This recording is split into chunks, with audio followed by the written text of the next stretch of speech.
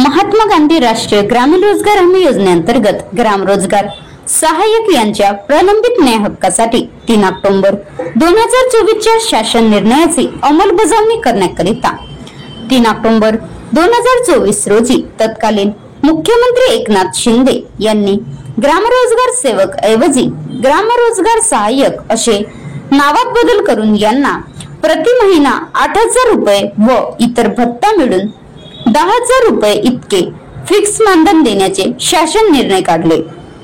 परंतु 11 महिने लोटूनही अजूनपर्यंत शासन निर्णयानुसार ग्रामरोजगार सहाय्यक यांना मानधन देण्यात आलेले नाही। मार्च 2025 ते ऑगस्ट 2025 पर्यंतचा हक्काचा मानधन न मिळाल्याने संपूर्ण महाराष्ट्रभर 25 ऑगस्ट पासून काम बंद आंदोलन सुरू करण्यात आला। काल दिनांक 15 सप्टेंबर 2025 रोजी नागपूर येथील आयुक्त कार्यालयावर तीव्र आंदोलन करण्यात आले। यावेळी महाराष्ट्रातील ग्राम रोजगार सहाय्यक संघटनेचे पदाधिकारी व ग्राम रोजगार सेवक मोठ्या संख्येने उपस्थित होते। Maharashtra live news reporter Shashikant Bhoyar, Bhandara. प्रथम या संविधान चौकामध्ये नागपूरमध्ये मानाचा मुद्रा करतो। सर्वांनी या कार्यक्रमाला पाण्या पावसाची हजेरी लावल्याबद्दल मी या सर्व टीमच्या वतीनं आपला आभार मानतो।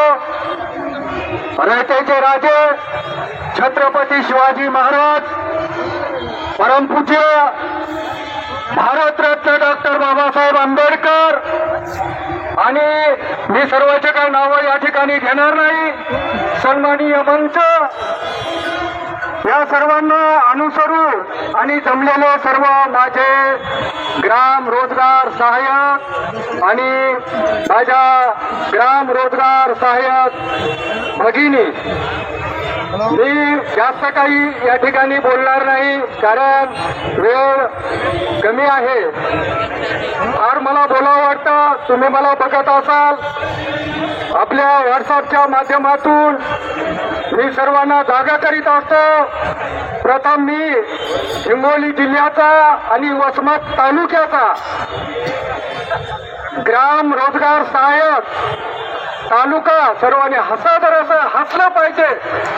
माणसाचं मन प्रफुल्लित होतं आणि माणसाला जे आजार आहेत ते आजार कमी होण्याची शक्यता असते, म्हणून मी थोडा हसी मजाक सुद्धा या ठिकाणी सर्वांना, म्हणजे माझे रोजगार सहाय्यक बंधू या कानाकोपऱ्यातून आलेले आहेत, नर्वस आहेत आणि आज आपण कशासाठी आलो हे सर्वांना माहीत आहे। मी हिंगोली जिल्ह्याचा उपाध्यक्ष नाही, उपाशी अध्यक्ष आहे आतापर्यंत।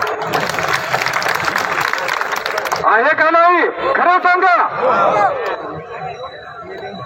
काय आपल्या ग्रामपंचायत मध्ये किती कामं होतात? कोणाला 5,000 मिळतं 6 महिन्याला, कोणाला 3,000 मिळतं 3 महिन्याला। सांगा मला तुम्ही, याच्यामध्ये आपल्या कुटुंबाचा उदरनिर्वाह होतो काय? म्हणून आपले तत्कालीन मुख्यमंत्री श्री माननीय एकनाथ भाऊ शिंदे आणि इथं उपस्थित असलेले सर्व ग्राम रोजगार सहाय्यक माझे बंधू आणि माझ्या भगिनी, मला इथं मार्गदर्शन पण करायचं होतं, पण कारण की वेळ जास्त झालेली आहे। आज सन्माननीय मंचांचं म्हणणं आहे की लवकर आपल्याला समाप्त करून विधानसभेवर जायचं आहे। माझं एकच म्हणणं आहे की नंबर कोणताही असो, संघटनेचा नंबर